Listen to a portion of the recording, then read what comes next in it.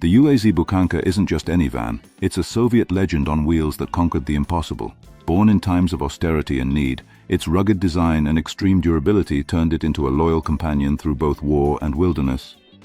More than 60 years later, it's still rolling strong, with the spirit and grit of a true off-road machine. Want to know its story?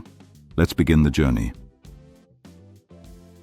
A van forged by off-road grit and Soviet history. The UAZ Bukhanka, nicknamed the Loaf for its bread-like shape, is much more than a simple four-wheel drive van. Its design is as modest as life once was in the Soviet Union, and precisely because of that, it became a machine that conquered the impossible: pathless terrain, brutal climates, and countless missions both in war and in peace. From carrying the wounded on the battlefield to delivering bread to remote villages, this van became a rolling icon. Over 6 decades later, its design remains almost unchanged. In this story, we'll explore how a van born in times of scarcity became a legend.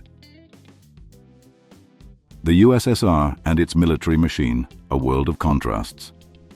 During the Cold War, the Soviet Union emerged as one of the most militarized nations on Earth.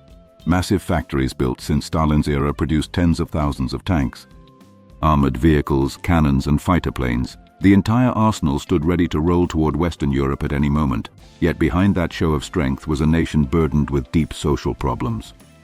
The civilian sector was severely neglected. Millions of peasants worked in collective farms without real wages and, even worse, without passports that allowed them to leave their birthplace. They needed state permission to travel.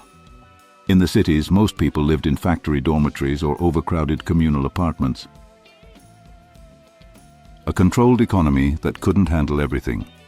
Every factory, business, and store, from the grand department stores in the capital to the smallest rural shops, belonged to the state and was controlled by the Communist Party. Any private trade was considered a crime, punishable under the criminal code for speculation. By concentrating all economic activity in its own hands, the Soviet state quickly proved it couldn't efficiently manage the production and distribution of goods. Store shelves began to empty. Basic products such as bread, meat, butter, and milk grew scarce. A ration card system was introduced, and items like chewing gum or denim jeans became luxuries reserved only for those who lived through the final years of the regime during Gorbachev's so-called perestroika. The automotive industry, another casualty of imbalance.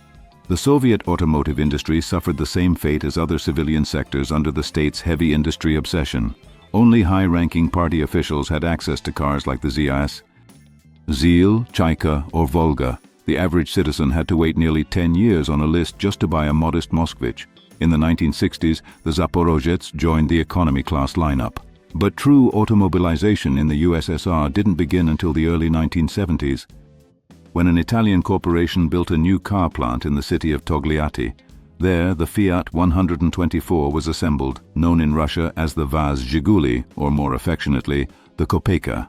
While passenger car production slowly improved, the most pressing problem was the lack of small commercial vans, vehicles essential for rural and urban transport. Importing them wasn't an option. Soviet law banned Western products, including vehicles. The Socialist bloc allies didn't have such vans either, so they couldn't help. A desperate request: we need our own vans. Amid this shortage, an official from the Ministry of Automotive Industry raised his voice during a party meeting in Moscow. He described the growing number of complaints from regional trade directors. They urgently needed a domestic van capable of carrying goods from warehouses to remote stores where roads barely existed. In one of the letters sent to the authorities, a regional leader wrote bluntly, "Today we suffer a critical shortage of vans that can deliver supplies to villages where there are often no roads at all. Does our party truly lack the means to help us?" The party's response was affirmative. The problem would be solved. For a moment, officials considered importing Volkswagen transporter vans from Germany, but that plan was quickly abandoned. The USSR simply didn't have enough foreign currency to pay for them. Birth of an icon, the UAZ project. In 1954, a government decree ordered the Ulyanovsk automobile plant to design a new family-type van based on the mechanics of the GAZ-69 off-roader. The military soon joined the project, since it also needed vehicles with load capacity and versatility. During the early design phase, 2 concepts were considered, one with a hood and one without it. The hoodless design was ultimately chosen because it was easier to transport by air, a crucial factor for military use. Thus, the first prototype was born, the UAZ 450. This model featured an all-metal body and a surprisingly modern style for its time. It even had a U on the grille, an intentional nod to the look of German Volkswagens. Despite its utilitarian purpose, designers indulged in a few chrome details and a front face with a touch of charm. But when military officials inspected the prototype, they were not impressed. "What are these decorations on the sides? Are you sending these to bourgeois exhibitions?" They scoffed. The criticism was taken seriously, and the following versions adopted a much plainer design, earning nicknames like the loaf, the pill, or the tadpole. A vehicle as tough as Soviet reality. Because it shared components with the GAZ-69, development moved quickly. It retained the chassis, axles, a 3-speed gearbox, and a 2-stage transfer case. The original engine had a 1-liter displacement and produced 52 horsepower. However, since the fully loaded UAZ 450 weighed far more than the GAZ, engineers installed a more powerful 2.4-liter, 65 horsepower version, the same engine used in the early Volga GAZ M21. Production began in 1958. Alongside the cargo variant, ambulance and flatbed versions were also built. The early doors opened against the direction of travel, like the old Zaporozhets, and the side windows were sliding panels. Evolution and diversification of the Bukhanka. In its early years, the UAZ Bukhanka mainly served military and state commercial needs. Simplicity and toughness were its greatest virtues, while comfort was a distant concern in Soviet priorities. The driver sat almost on top of the steering wheel, and the interior was extremely bare, reflecting the belief that a vehicle should first and foremost be functional and durable, not comfortable. In 1960, a simplified rear-wheel drive version appeared, the UAZ 451, designed especially for city use. It featured a modified and reinforced chassis with the engine moved slightly backward to improve driver ergonomics. Still, comfort and Soviet car were practically antonyms at the time. Over the years, multiple variants were produced: pickups, ambulances, minibuses, and military transports. One of the most successful was the UAZ 458A, a 4x4 ambulance beloved by the Soviet Army. Its ability to reach remote, rugged areas and evacuate the wounded under extreme conditions made it indispensable. It even outperformed competitors based on the GAZ-51 truck, offering greater comfort and better off-road mobility. An unchanging classic and technical modernization. In 1965, a new generation debuted, the UAZ 452. The radiator grille was redesigned, larger, simpler, and lowered toward the front bumper. From that point on, the Bukhanka's general design barely changed for the next 6 decades, becoming a symbol of Soviet automotive conservatism. Technically, however, it brought meaningful upgrades. The new overhead valve engine retained the 2.4-liter displacement but increased power to 70 horsepower. A 4-speed manual transmission and an improved transfer case were also added, boosting both capacity and reliability. In 1967, production began for a minibus version capable of carrying 11 passengers, known as the UAZ 452V. Although built in limited numbers and mainly for export, this version expanded the vehicle's horizons beyond pure utility work. A modernization that lasted a decade.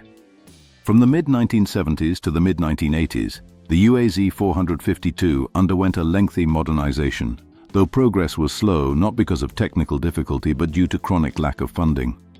Among the key improvements were a more efficient engine producing 78 horsepower, a dry air filter, closed cooling system, and crankcase ventilation.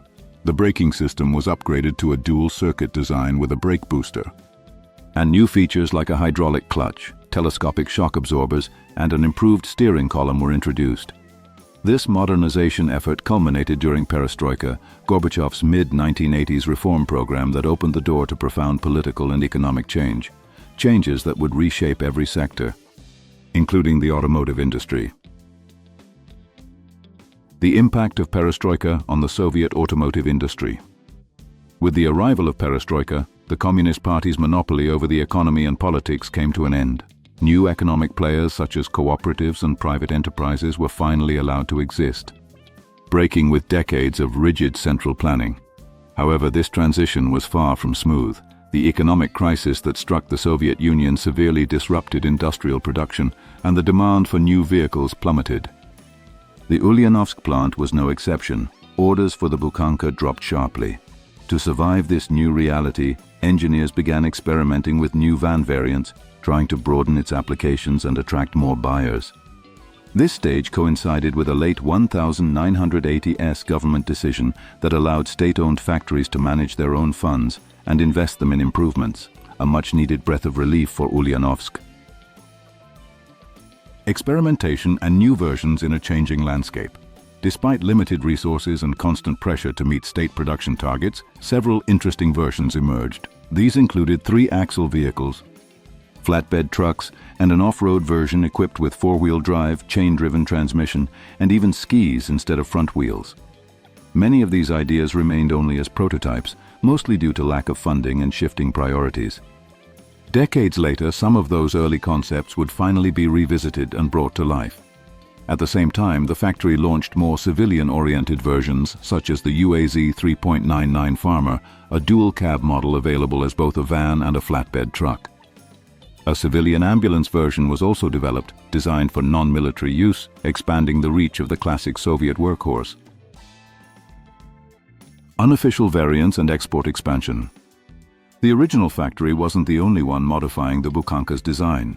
Various private companies and independent workshops began creating their own restyled versions.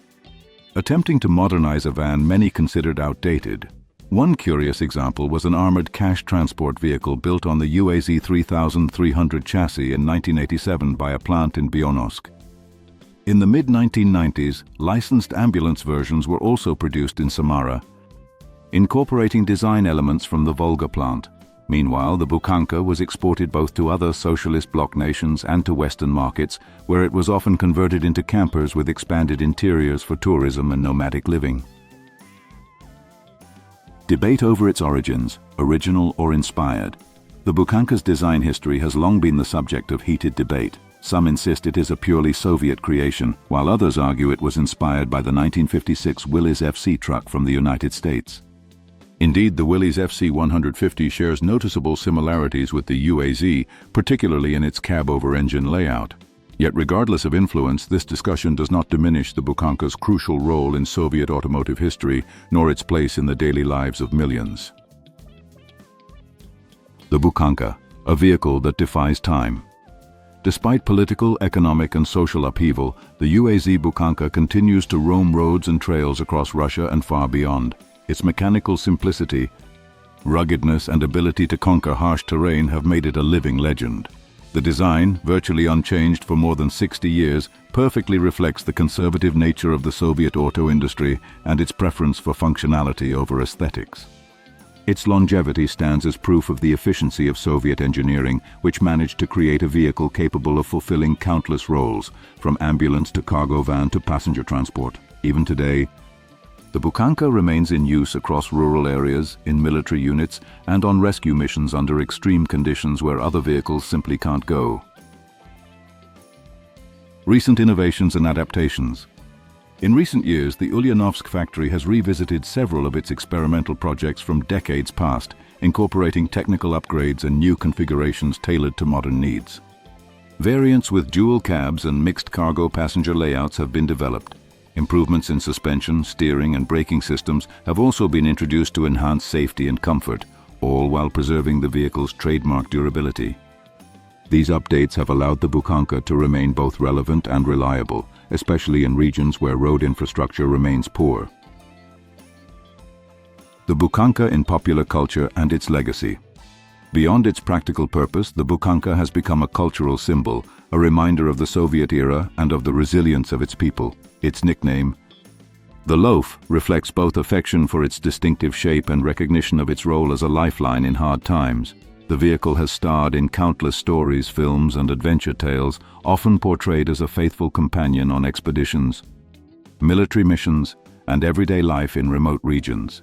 Its image embodies strength, simplicity, and the will to overcome obstacles, values deeply rooted in the collective memory of those who lived under the Soviet regime. The influence of the UAZ on design and industry.